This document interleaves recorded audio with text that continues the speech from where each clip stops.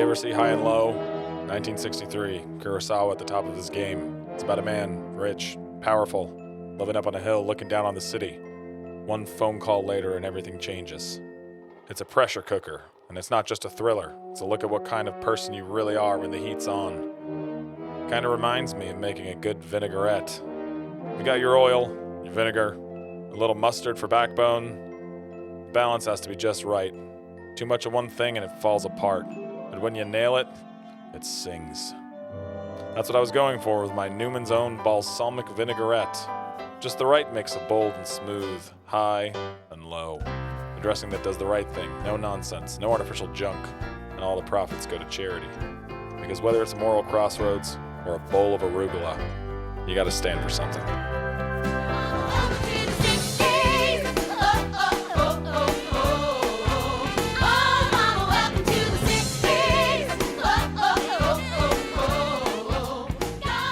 Let the movie speak.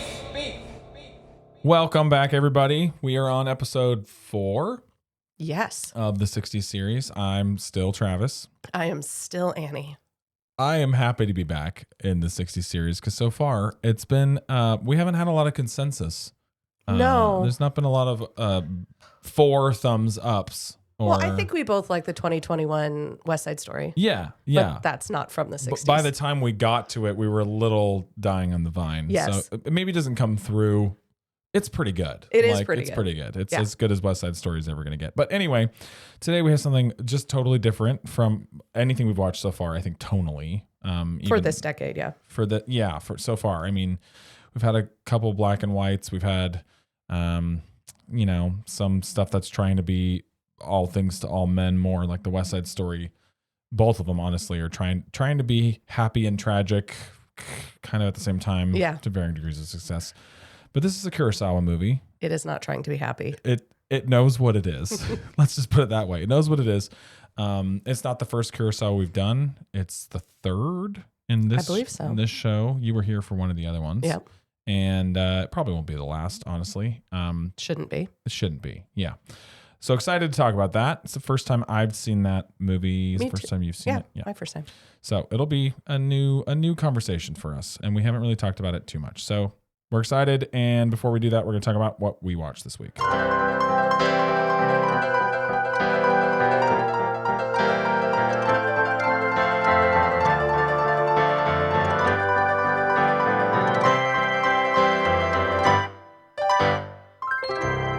Okay, Annie, what did you watch this week? Well, I would say sad and black and white. No, Japanese. it is neither. None of those things. Okay.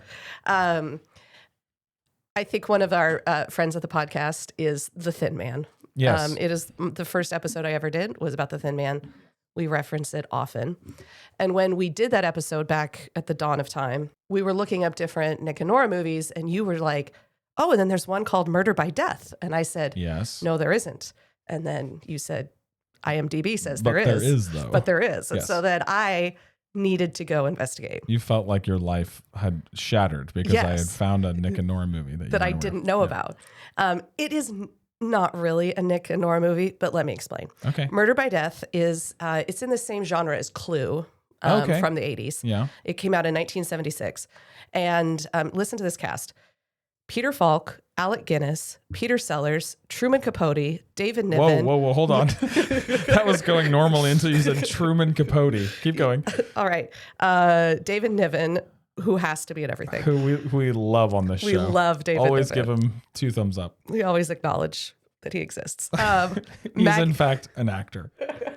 Maggie Smith, Cool. Eileen Brennan, who was also in Clue. Yes. And then the doorbell of the big house is Fay Ray's scream from Godzilla or something. I thought don't you know. were going to say King Kong. the doorbell is played by Jimmy Stewart. Okay. So, I mean, that's a cast. It's stacked. Yeah. That's a cast. And so it is just like Clue. It is all of these different people end up at this crazy mansion that someone has invited them to. It's the same setup. Sure. But the characters are, you have Dick and Dora Charleston with their pet terrier, Okay. which is David Niven and Maggie Smith. That feels right, though. Yeah. Like, No. As far as the people in that cast, like You Nick have- and Nora knockoff should be those two. Yes. You have a character named, and by the way, this is the there's many problems. This is the giant problem. Yeah. Is there's a character named Sidney Wong Uh-oh. who is Peter Sellers in Yellowface. No. Why does he do that?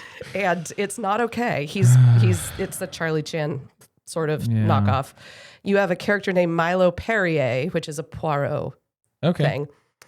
Sam Diamond instead of Sam Spade. Sam Spade, yeah. And then Jessica Marbles, who I have to admit I thought was Jessica Fletcher. Jessica Marbles. But I think it's a combination of Jessica Fletcher and Miss Marple. Miss Marple. Yes, okay. And just the other Agatha Christie. Right. And so if we take Jessica Fletcher out of it from Murder, She Wrote, they're all from the 1930s. Okay. And it has a bunch of clever Lethal Weapon style puns. Yeah. I mean, if you're going to call those clever. So it's like a full-on parody movie. It's a farce. With the clue structure. Right, exactly. Okay. Peter Falk is pretending to be Bogart sounds great. As Sam Diamond / Sam Spade. That is good. Yeah. But especially with that Charlie Chan knockoff character, I'm just going to say the satirization of 1930s racism is not less offensive than the original racism. They're so it's just like, recycling what was They're racist. like, look, we're acknowledging the racism. And I'm like, and continuing it. How many minutes of the movie is he in? Many. Many. Too many. Too many. And so, I mean, I hate to say it with that cast, but nobody needs to watch this. Like, I feel like as someone who loves Nick and Nora Charles, I had to go see what this was. Complete it. Yeah. And I like Clue. I think Clue's great. Yeah. But nobody needs to watch this. Ignoring the horrible Asian stereotyping, how's the David Niven and Maggie Smith doing a knockoff Nick and Nora? They're fine. They're okay. They're fine. But see, it's David Niven. David Niven is only ever David Niven. Yeah. But no, I did like Peter Falk's Bogey. I thought that sounds fun. That should be the whole movie. But Murder by Death. Murder by Death. Murder by Death, also known as Murder by Racism. Yes. Okay, cool. Well, I'll put that at the bottom of the list. Yeah, hey, y'all out there, don't watch it. You don't need to watch it. Okay. No. Well, mine is not even remotely close to that, but that's okay. That's what this section's for. It's kind of a grab bag. So Morgan and the kids and I have just recently finished reading the 6th Harry Potter book, which is, there's a title. I'm sure of it. Half-Blood Prince. That's it. Yeah. Because your kids have been, yeah. Your kids were pestering me while you were in the middle of it to get me to tell them who the Half-Blood Prince was. Yes, they did do that. But I was wise to them. A lockbox. I was. Yes. Anyway, so what I watched this week is we watched the film, because once we get done with the book, we let our kids watch the movie. And it was just like a reminder to me that, all of those movies are like of such consistently high quality compared to other long running franchises that are anything like them. Like, even like, the Narnia movies were like, the first one was like, okay, I rewatched that though. And they're not that good. It is dated, like late 2000s. And I love Narnia so much that they weren't even that good adaptations to start with. Yeah, I guess especially the third one. I didn't even watch the third one, but the Dawn second Treader one was awful. Yeah, the quality of the movies just goes, and they didn't even make the rest of them. Anyway, the 6th movie is great. It's as straight of an adaptation as it can be and still be a good movie adaptation, which I think some people get their undies in a twist about these things sometimes, because people who love the books want the movie to just do everything the book did, like they read it in their head. Right. But that's not possible, especially because Harry Potter is for kids or tweens or whoever, but it's pretty dense. Like, especially the 6th book, the 5th book and 6th book are like very lore heavy, lots of background stuff that works in a novel or like as a flash. Harry going into the Pensieve and seeing all the things Dumbledore wants him to see, but like you can't do like 12 flashbacks in a movie. Okay, you just read it. How many pages is it? It's 6 something. Yeah, because Not my sure. memory is those books like age with the characters, and so the reading level goes up. Reading level goes up every year. The page count kind of does, but then it doesn't, because the 5th book is like insane. Right. It's like a doorstop. Yeah. And everybody, I think, now would agree, like it's super stodgy in the middle. The Umbridge stuff is pretty good, but like there's so much like Yeah, there was too Ministry much of of it. Magic, bureaucracy, blah. Anyway, the movie's great. From an adaptation perspective, the couple things that I like are there are things that the book can spell out and repeat over and over again, and it doesn't feel stupid and redundant because when you're writing, you can like drop a hint here and then 5 chapters later, like pick it back up, and then the thing culminates. So like the vanishing cabinet thing that Malfoy's using to get the Death Eaters there, like it's there in the book, but it's way in the background. And in the movie, there's no way to make it that subtle. Right. They have to be like, this is a vanishing cabinet. Look, he found another one. And so they do some really good work there. And then the ending of it is far brisker than the novel, but the choices are all the right choices. It's like, Dumbledore, spoiler alert, Dumbledore dies in the same way that the chapter plays out in the book.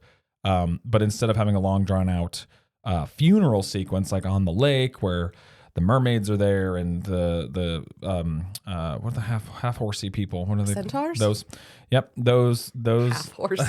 the half horsies are like in the edge of the woods and they're paying their respect.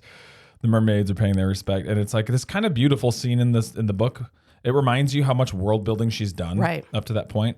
But in the movie, it's like, it is so shocking and heinous, the thing that's just occurred, that like if they then cut to a funeral scene and it was like the gathering of all the Right. Narnian creatures, it would look really stupid. Well, and your experience reading a book, like you can have the same emotional highs, Yeah. but it's a slower build and a slower yeah. decrease, and people put books down and pick them up. Yeah. Whereas when you're watching a movie, I mean, you're having all these emotional experiences, Yep. just bam, bam, bam. Scene. Yeah. And so yeah. it's good to kind of give people room to. Yeah, I think so. And so they just condense all of that into this really cool sequence where Dumbledore's there in the courtyard. McGonagall raises her wand and lights the tip. Everybody follows suit slowly. And so you got like Harry like holding Dumbledore on the ground and everybody holding their wands, and it like extinguishes the dark mark in the sky above them. It's like, that's really nice That's visual beautiful. storytelling. Yeah.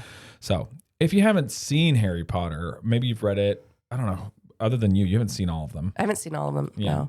You're the weird one though. I I'm think weird. most Well, people- I'm weird that I've read both twice. Well, I made the interesting choice of during lockdown. Yeah. Just reading all the way through all of the books. Yep. It took me like 10 or 12 days because I'm a fast reader and I wasn't doing anything else. Yeah, and if you're an adult reading it on your Right. own, those are pretty zippy. Yeah. And so, but I had like a complete emotional breakdown in the end, like Yeah. the Battle of Hogwarts, Yeah. and Molly Weasley yeah. is doing her thing, and I am just like literally just this weeping mess. Yeah, it'll at the get ya. end. And I was all alone in my house, and I just thought, this is not normal. But I Yeah. do love those stories a lot. It's really good. It's really good. So good case study in movie adaptations and storytelling on film. Speaking of storytelling on film, that was one of my worst, one of the absolute worst segues. I could put that in any. I'll just pick that up and plop it in every episode. Please don't. We have to talk about an Akira Kurosawa movie. It's called High and Low. Kurosawa. This guy knows how to make a movie. He's good at it. Most people agree on that. He's really good. I liked the first two, but the second one was a Shakespeare. And as we discussed last week with West Side Story, I don't know. That's going to kneecap it a little bit for me because I'm not into Shakespeare a lot. But it was, I mean, Throne of Blood was inarguably a more perfect retelling, reimagining, whatever, than something like even the original West Side Story, I think. Oh, for sure. Yeah. It knew what it was. This one feels a lot like Stray Dog. It's trying to tell a kind of similar story to similar scope. It's got cops and robbers kind of stuff in it as well. The only background information on this movie that I thought was kind of worth sharing with everybody, other than the fact that it's made by, one of the best filmmakers ever to do the thing. The Japanese title was Heaven and Hell. Yeah. Which I think we can talk about why that might have been, and maybe why High and Low is an interesting alternate, Right. maybe a better alternate. Well, and I think it's worth mentioning that this is one of 16 movies that Yeah. Kurosawa made with Toshiro Mifune. And so their partnership has a lot to do with Yep. all of this He was in filmmaking. both of the other ones we talked about. Yeah. And then the only other thing that's interesting, just an interesting factoid, is that there was supposed to be in 1999 a Scorsese remake of this thing written by David Mamet, which, I mean, We didn't get it. no, it would have been really interesting. It would have been good. It probably would have been really good. Yeah. So, I mean, some things don't come together in Hollywood, and we just get to cry about them. Although we get another like Oh, round yeah, two. yeah, that's right. Round two. Like we didn't get that one, which is very, very For sad. 99 was perfect. Yes. But now we're going to get another shot at this Yes. in 2 months. There is a new remake of this coming out. It's already hit the festivals, but it's Yep. coming out wide release Wide in receiver. Wide Yeah. receiver. That is literally what I was going to say. Wide release Because in we're August. such football experts. You know it. And so there's a movie coming out called Highest to Lowest. Oh, I didn't And realize the title was different. Okay. yeah, and it is starring Jeffrey Wright and Denzel Washington, directed by Spike Lee. Nice. And so that is going to be interesting to see what they keep and what they change. Yeah. Because they're going to have to change some things. It's going to be modernized, Yeah, and he's or at least a later period piece. I don't know. I haven't seen no, I much think it's about modernized, and Okay. it's Washington is playing a music producer, so a different venue. it. That'd be great if they just kept the shoe thing. Yeah. Well, Denzel Washington, premier shoe designer. he could. He's Denzel. He's Denzel. He He could can pull do it off. whatever he wants. Okay. That's the background you need, people. Let's get into it.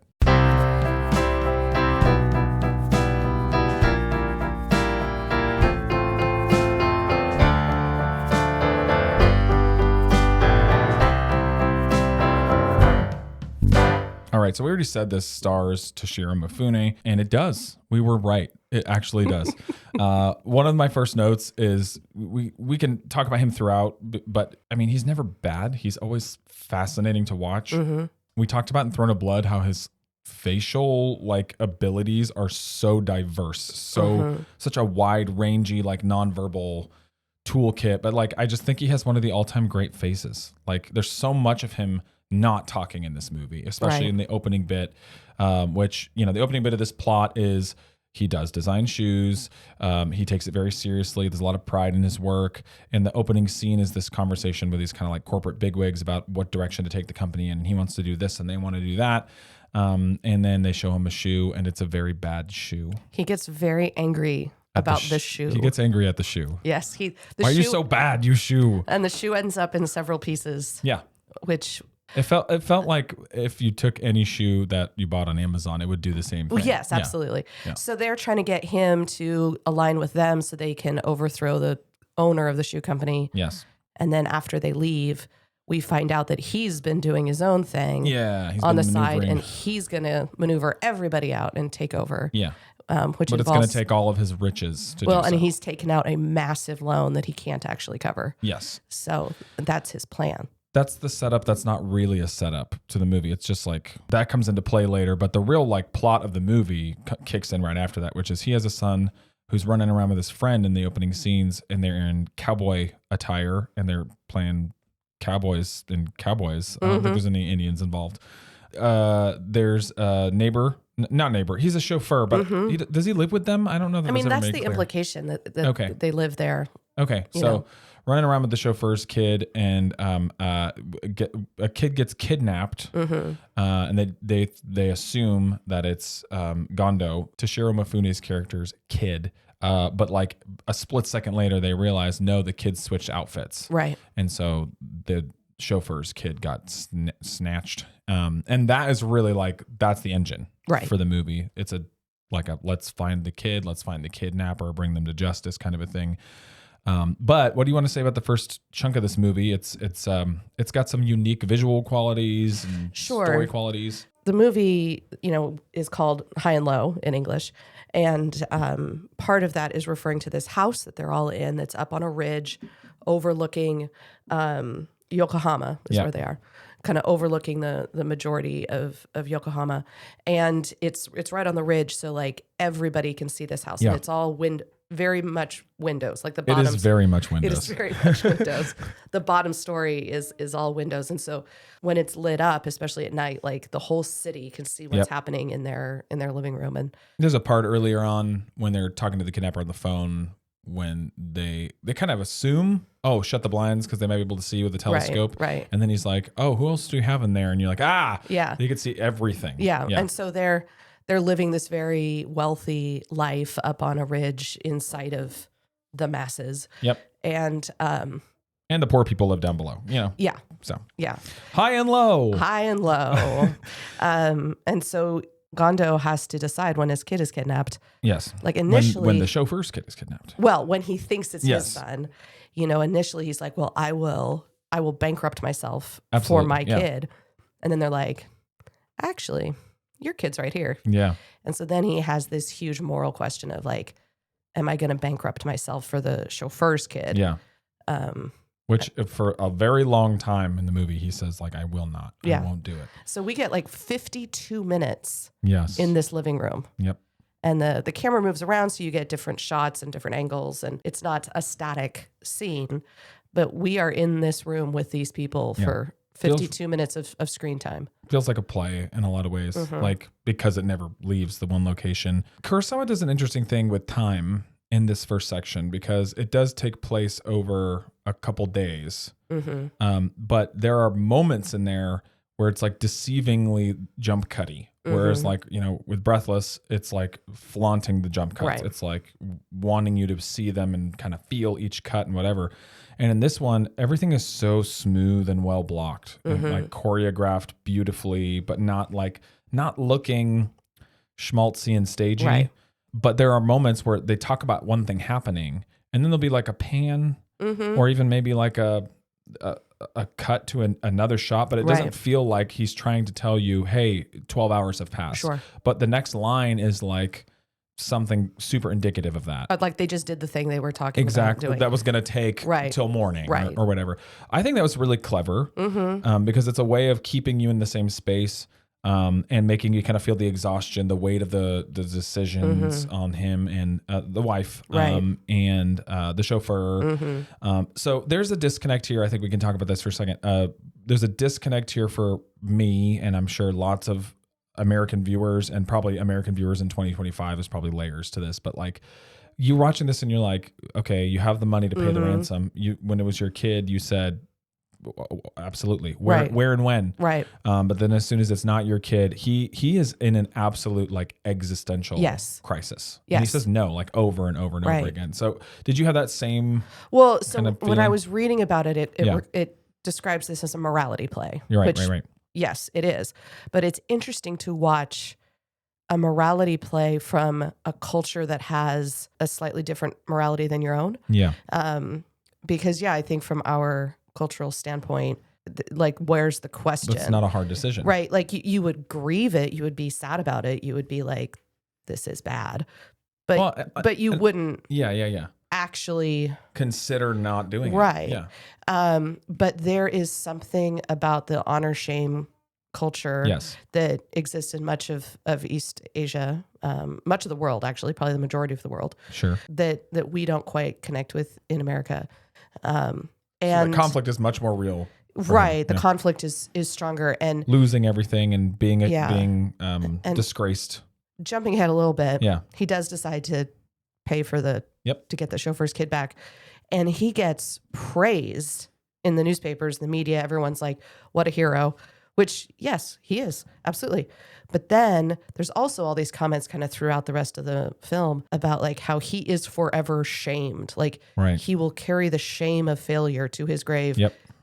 And it's this really interesting duality of like, this movie is saying both, that he is a hero and he is forever shamed. Yeah. And that's something that I think is outside of our That's pretty good. Like, understanding. when you're looking at, it's an old movie. It's from a super famous director. When a filmmaker can place a thing in front of you that either because of a cultural disconnect or just because it's such a good idea, like such a weighty, nuanced idea that like, it didn't feel good to me for him to say no so many times. Right. Because you kind of know he's going to say yes eventually, but Right. like it's painful. Like the Yes. pacing of it, the staying in the same room, the kind of jumping through time. You almost get to that first hour mark, like you said before he really says yes and they come up with a plan. There's some cop characters in this movie that are super interesting. I think like not all of them have a ton to do, but a couple of them have a lot to do. The main guy who comes in, and they come in like disguise as like house painters or garbage men or something, is Inspector Takura, and he's kind of like head of the investigation, main guy on the case. The other guy who's I think interesting is Bosun. They refer to him as Bosun, which I don't know. I feel like that just means big boy or something. It feels like it could be a nickname or a not. title. Or like some sort of honorific.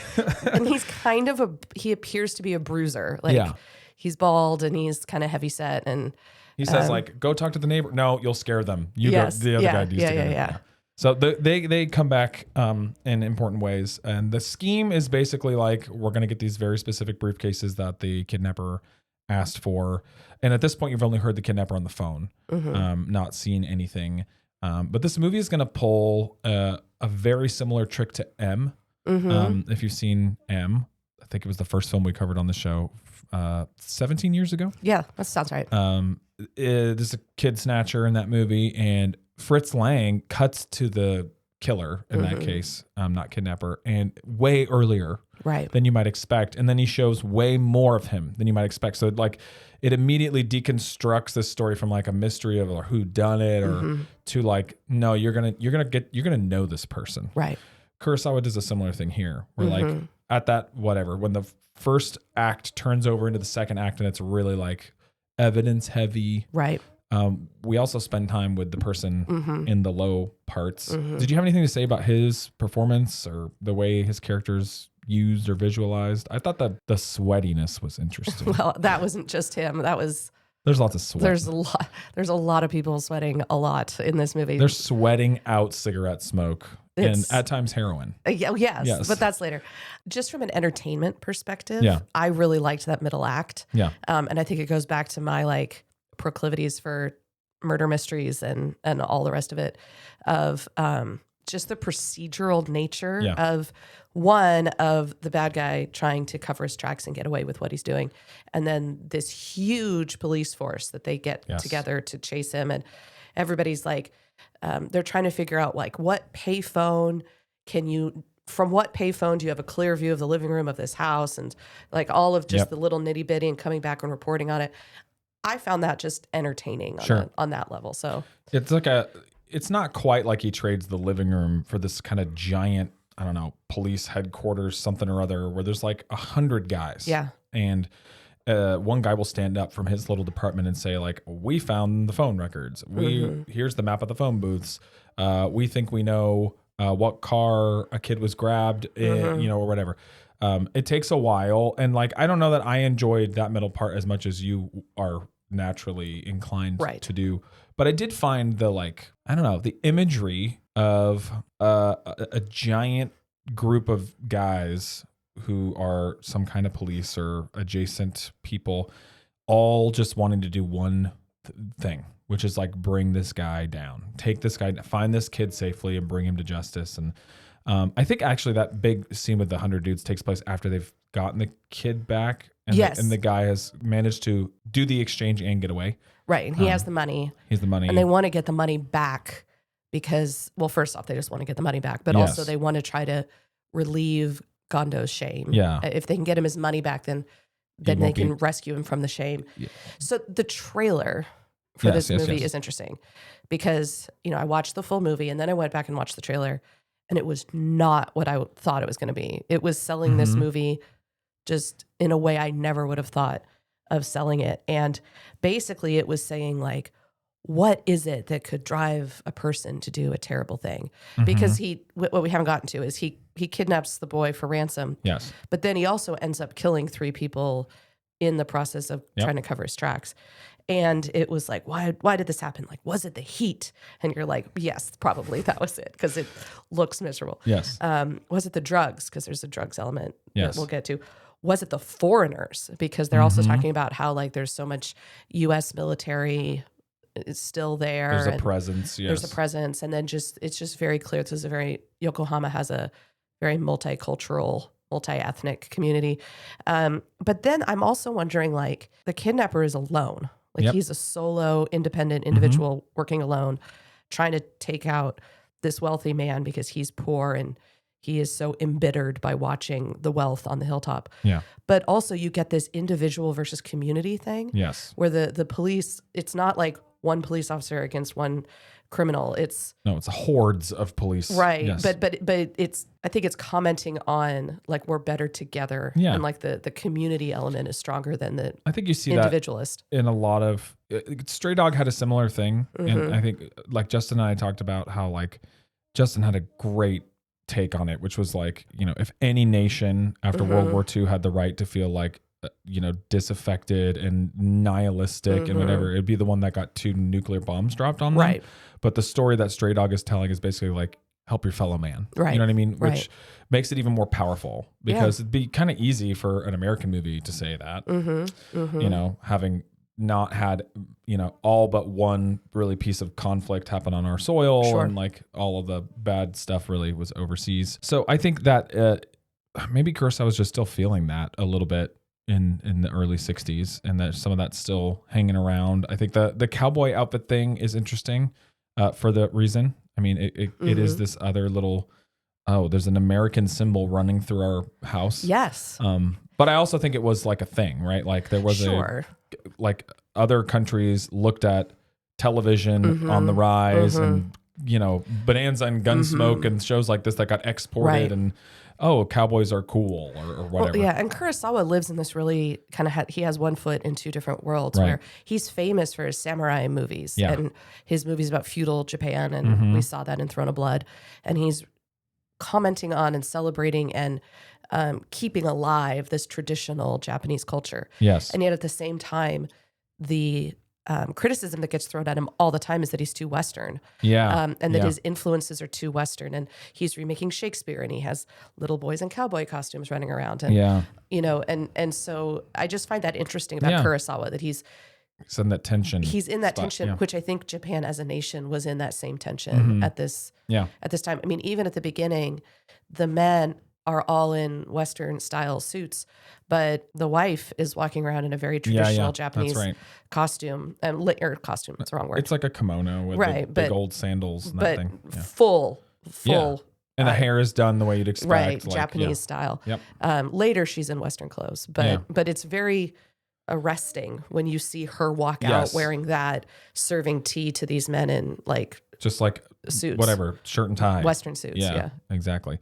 Okay, let's not totally skip over the train sequence, but we'll just a couple quick notes on the train sequence. That's how they get the kid back. There's a little trivia fact about that, which is he found he casted those extras from like the super rich parts of town. So that they would look good. Yeah. Yeah, he wanted. I don't think he really had the money to like actually get all these extras and get the train Costume and the heck out of it. And Yeah. right. Yeah. And so he said, everybody just wear your own clothes, but he only pulled people from Right.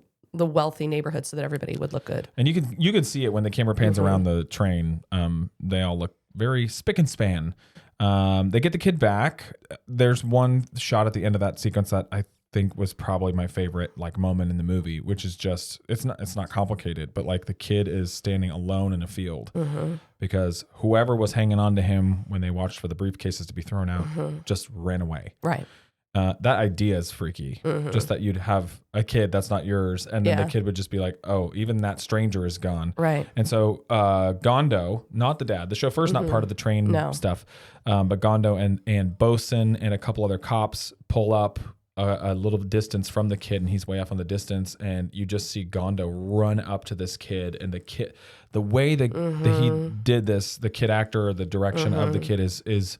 It's really far away and they're they're not in focus, but he's just like, he's grabbing at him, Right. like at his head, at his shoulders, at his body, like everything. The kid is like, it's this, it made me feel icky and amazing. And like it's at the so same time. panicked. Yeah. And I think most adults who are around kids have had those moments when Oh yeah. you have a kid who does not want to be separated Yes. from you. And when that kid is 3 or 4, Yeah. it's hard to, yeah. It goes both ways, Yeah. right? Where you have a clingy kid or you have the I lost my kid Right. panic, which Yes. is like no other panic I've known in my life. And as someone who does not have children, I have lost my niece momentarily. Yes, yes. horrifying. It's not good. Horrifying. Would not recommend. And then the only other thing that happens in that shot is that Bosun, who's like the tough guy, he like when he sees them hugging, he turns and like wipes a tear from his eye, and it's so powerful. Like, I mean, it's the stuff of the prodigal son. You know? It's like it's so powerful. And then we get into that procedural bit where there's lots of evidence, lots of theories, lots of chasing down. One of the things that happens early on that will pay off later in a very like flexy Kurosawa move is they plant all this stuff in the briefcases. Right.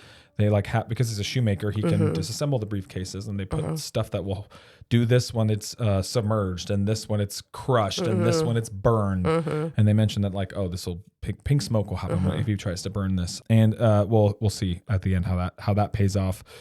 And then there's the heroin stuff. Before we get to the like really like the ending chunk, I'm trying to remember like all the details of how the heroin plays in. But yeah, it was complicated, but I think. So the kidnapper couldn't do this on his own. Yes. He needed help. So he had someone was holding the kid like for the exchange while someone else was grabbing the briefcase. Right. We know that. And so he had 2 helpers. Yeah. And who I think may have been a married couple. Yeah, I think so. And but they're also heroin addicts. Which is how he kind of like convinced them to do it. Right. He bribed them with heroin. Drugs. Yeah. But then what turns out, because they get caught. I mean, the police figure out who they are. They track them down. They track them down only to find that they're dead and they've been poisoned by bad heroin, which intentionally. Because of the way the plot goes out, the dad, the chauffeur, who is super well played, by the way, a really nice performance. At the beginning, he's playing into that cultural sense of like, at first he will not ask Gondo to pay. He's like, I know, I couldn't possibly ask you to do this. It's impossible. And then he has a moment where he like, on his knees, sobbing, begging him, shaming himself, but knowingly. Right. He gets the kid back, and then he has a kid moment where he grabs the kid's shoulder and he's like, tell us what you saw. I don't remember. I saw a mountain or whatever. Because this kid's like, what, 4 or 5? Yeah, I think he's like 5. 5, yeah. He's like, that's not good enough, and it's like, bro, your kid has just been traumatized. Yeah. But I also kind of get it. Right, It's like, we got to get this guy, Yes. He has done a dumb thing, which is take the kid and started to drive him around when they have kind of hit a couple dead ends. They're looking for landmarks. They're looking for, do you recognize this? And so, which leads to the only funny moment. Okay. Oh yeah, the only funny moment. I love this moment. I know you did. That's why I set you up. I don't know. It's so humanizing. It's real. Yeah, he's driving the kid around and he's like, keep an eye out. Tell me if you see anything you recognize. And he says, pull the car over, Dad. And he looks at this like space over across the street and he's like, I peed over there. I peed on that tree. Yeah. And so that's how they know they're close to the couple. Right. And then when they happen upon this couple, the cops catch up to them. And so the cops and the chauffeur and the kid approach this little kind of hovel-y. They do keep the kid away. They do. Yeah. Yeah, luckily, because they're dead. And there's this like really creepy shot of kind of just like their feet. Bosun just like puts his head in for a second and like he does that thing where he turns away because it smells. Right. And he just says like, Uncle and Auntie are sleeping. Yes. It's like, yeah. So there's this whole underbelly thing. And I think it's to do a couple things. One, it's to show, the mechanics of how he did the crime, but also it's just this like huge exclamation point on the class stuff. Right. And this is where we get into like, in English, we call it high and low. Apparently it was marketed internationally as The Ransom, which boo. That's terrible. Yeah. But in Japanese, it's called Heaven and Hell. Right. And that's where you get it. You get the wealth up on the ridge, and then you have like these heroin. Like at one point in the movie, there's literally like zombies. Like he's walking through this alley of just this heroin den, and the people are just like bumping into each other. Just these squats of squalor and. It's rough. That section's rough. Yeah. Yeah. And then the pink smoke. This is a thing I did not expect to see in this movie because it's very black and white. It's beautifully shot, and like we talked about before, like when they're in that apartment sequence, this thing Kurosawa does. He does it all throughout the movie, but he just like, I don't know, it pops out extra in the first chunk because they only have one room. Right. The room is kind of sparsely decorated. All the furniture is on the low side. Well, it's like that mid-century modern, really low slung, low back stuff. And so like he can sit someone in a chair and have someone kind of kneeling beside them and have 2 other people standing away and that every time a sentence stops and the camera stops and you just take a moment to, it looks like art. Blocking is gorgeous.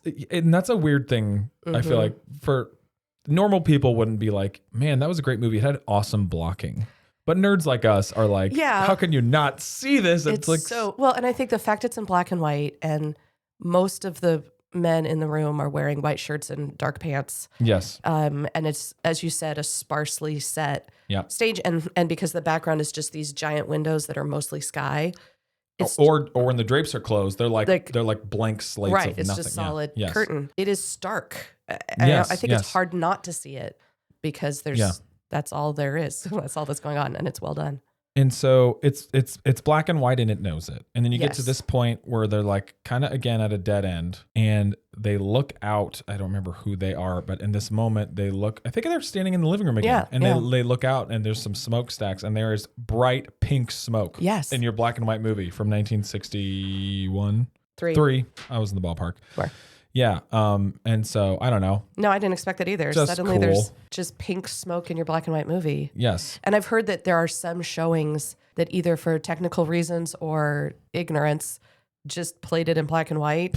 And so then like you lose that whole moment. They're like, which is so whoa. sad. And you're like, it's just a smokestack. Right. But I mean, you're watching a black and white movie, so you're just going to expect the characters to be like, that smoke is pink. Yes. And you to go, okay. Sure. Sure. If you say so. But actually having it pink was impressive. Yes. Okay, and then this thing wraps up. And I think some pretty satisfying ways. There's a moment near the end where I was like, wow, Kurosawa, that was a beautiful last shot. Just perfect last shot. Yes, In the living room again. And we were in this room, Yes. and you were watching the end, and I was reading a script Yeah, because yeah. what else would I be doing? Yeah, yeah. And you were like, "That's a great last shot," and I went, Not yet. "Not yet." Yes. And so how does it turn out? They get his money back, so he's not going to be disgraced in the end. And he does not say he loses his position at the other shoe company. he is disgraced because he borrowed 3 times as much money as he could pay back. Okay. And because he was assuming that he was going to use this Yes, money that's to right. take over the company, Yes. and then he could use the company's money to pay back the debt. So he He just gets the money he gave the kidnapper back. Right. Not nearly enough to buy his way back into the business. right. So he ends up at a smaller shoe company right. and just says like, we'll do our best. Basically, it feels like a very mixed victory and defeat kind of an ending because the kid is back. He technically gets his money back, but he loses what he was striving for. Right. And I figured, oh, that feels like a button, you know. But then they cut to this jail sequence, Yeah. which is Death row. yeah, it's a death row. You know, what do we call those rooms where you go visit people and talk to them when they're in jail and there's glass and stuff between you? Visitation. Glass window place in the Sure. jail. Y'all know what we're talking about. Yeah, you know, this came out. Psycho is 1960, 1961. I feel like it's 1960. It is very weird how much the kidnapper looks like he is costumed like, and the way Interesting. he's sitting Yeah. when he walks in looks like Norman Bates. Interesting. And I don't know how much Kurosawa was paying attention to Hitchcock. Probably a Probably lot. a lot. I think they were watching each other's movies constantly. Yes. There's that little reference, which may be accidental, but it's there if you want to look for it. There's another one in there, which is this movie is not like flashy with the editing. It's all very purposeful and kind of tidy. But I think there's like 2 spots near the end where Kurosawa does a wipe Yes. from left to right. And it just reminds you, oh, George Lucas. George Lucas loves Kurosawa. He cites the Seven Samurai as a big influence on Star Wars. Yeah. And George Lucas was like, every scene, wipe to the next one. Yeah. So I don't know. If you're a nerd and those visual things are there for you. There's another visual thing in this scene, which is amazing. Oh, I don't think I fully picked up on it the first time I saw it, but when I was rewatching the very end with you. So you have the glass in between them, and you have the camera. I don't know if they had 2 cameras or they just moved it or whatever, but Yeah. the camera is always on the side of the listener. Yes. So you're always looking at someone through glass. While they're talking. Yeah, actually, I think it goes back and forth. I think even sometimes when they're listening. Okay. But you're always looking at these men through the glass. Yes. And the reflection of the other man is there in the glass. It's kind of like half there. It's faded. It's a reflection. Yeah. It's faded, which means that even though it's a one shot of just this one character, you're seeing the reflection of the other guy. Yes. And so you're always seeing both of them, no matter which way the camera's facing. And it's and there's it's in a slightly different place, but when you're looking at Gondo, you see the reflection of the criminal, but the way the glass works, it looks like it's behind him. Yeah. Yeah. And it looks like he's talking. Looks like the reflection is talking to the back of Gondo's head. Yeah, it's really weird. And it's mesmerizing. Yeah, I'm still thinking about it. It's incredible. We talked about the cultural stuff, but like there is a big thing, right, in Japanese culture about saving face. Mm-hmm. And so I do think it's interesting that Kurosawa, it's not like so on the nose, but there are a lot of faces in the final conversation. Gondo is sitting there listening to the kidnapper, and the kidnapper's sitting there listening to Gondo. And basically the way that conversation goes is the kidnapper's like, I know you hate me and you wish me dead and all these things. And Gondo just basically says like, I don't at this point. Yeah. You know, he doesn't give him what he wants. Right. Which is interesting. He would want him to be like, let me know how hot hell is or something. I don't know. Something stupid like that. But he just gives him a really human response, which is complicated, but also there's a little bit of mercy in it. So I don't know. Yeah, but it's also talking about like the kidnapper has spent his entire life hating the rich man on the ridge. Yeah. And the rich man on the ridge, even though he does show us that he, has a strong moral sense and he bankrupts himself for the sake of his chauffeur and all of that, he hasn't spent his whole life hating the people down below. Yes. And so like part of his ability to say like, I don't want you dead, I don't know, you can spin that to be like, that's because he's a great guy. Or you could spin it to be no, I don't think it's that simple. It's like you're not worth my the bug hatred. guts on my shoe. Like yeah. I took care of you. We got my money back, got the kid back. Like I'm done with you. Yeah. I don't know. The guy's a psycho, right? So like it's not like one of those bad modern versions of a story like this. Like there's like definitely a subgenre, or at least there was a trend for a while there of like every movie, the social commentary is the rich people are all the devil, and the poor people are gonna like slit their throats. It's way more nuanced than that. Oh yeah. But the bad guy is a bad guy. Yeah. And so I feel like some of that what's coming through in that final dialogue is just like, I know I'm gonna go fry for this basically, and all I want before I die is to see that I have like angered you to your core. Yeah. And part of it is like, I'm not gonna give you the satisfaction, but it's also like, what good would that do at this point? Like, I'm not carrying that around with me. And maybe there's some threaded in there of like, I'm going to go back to my house on the hill now. I mean, I think except he did lose his house. That's true. Oh yeah. All of his stuff gets auctioned. So maybe that's why I like him more at the end. Well, yeah. I mean, just because he could just be like, go die, Yeah. No, I think we're supposed to like Gondo at the end, right? Yeah. He's not a perfect character, but I think we're supposed to like him. Okay, we covered the whole movie. I mean, we didn't leave one thing out. Not one scene, not one line. We mentioned every single thing that happened. We recited the whole movie in Japanese. Do you remember listening to that? Yeah. Well, there's a reason we edit some things out. Okay, our key questions to remind you and ourselves. Yes.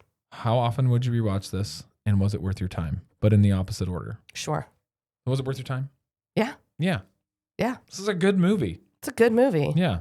Last year, when we were predicting like what we were looking forward to seeing, this was one of my. You had this high up there, yeah. This was one of the ones I really wanted to see, and I stick to it. The one thing is, for some reason, and I don't know where I got this, I had it in my head that this was Kurosawa does noir. Yeah. It's not really noir. No. It's a crime drama or something along those lines. But anyway, great movie, even if it wasn't the noir I was expecting. I don't know that he's capable of doing something, and I say this as a lover of noir. I don't think he can be that shallow. You know what I mean? Right. That dime store novel-y paperback kind of, he has to go deep on the characters. He just has to. And I wonder... and noir's like, that's not a high priority, No, I was about to say something.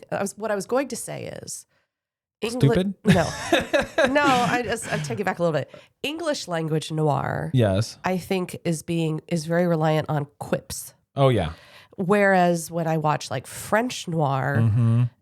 it's still noir, Sure. but it's not quippy. And I don't think that's just translation. Yeah. I think it's cultural. Yeah, I think it's like American movie star driven. Right. Some of that. Although the books are like that too. No, the books are quippy. Yeah, the books are quippy. But the French kind of don't. They don't. We don't have time for your quips. No. Well, I mean, the French films, especially mid-century French films, there's just so little dialogue. They are Yes. so light on dialogue that they're not going to Yes. do all that stuff. And so I don't know. I think if Kurosawa did noir, it would look more like French noir than Probably. American noir. Yeah, it would be sparse. Yeah. Yeah, yeah. Okay. How often would you rewatch a movie like this? Okay. I liked this movie a lot. Sure. It was 2.5 hours. Yes, it's a chunky boy. And Yep. like there was a lot of reading. And I'm a reader. I like reading. But The subtitles. subtitles. Yeah, there's lots of words It and like was- detailed kind of right. It numbers and It names was and stuff like that. close attention for Yes. 2.5 hours. Yes. And so totally worth it, but not really something I can throw on in the background or Yeah. like Yeah. do something else while Yeah. I watch it. So I don't know how often I'll rewatch it, but I would recommend it to somebody who's interested Yes. in Kurosawa or the genre. Good crime drama. Yeah. Mm-hmm. It's definitely worth your time. I mean, like, and I feel like even if I watch a Kurosawa one day that I'm like, ooh, that was not my favorite of his, it won't, I feel like it won't feel like a waste of time. Right. He's too careful. Mm-hmm. He's too like artful with the lens and everything.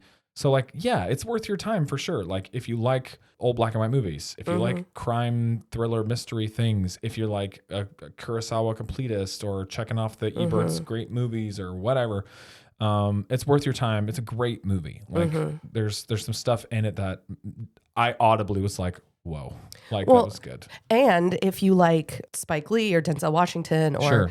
right, if you're thinking about going and seeing Highest to Lowest, Oh, definitely which watch is- this which is first. made by A24. So like Could I be good. Yes. I have high expectations.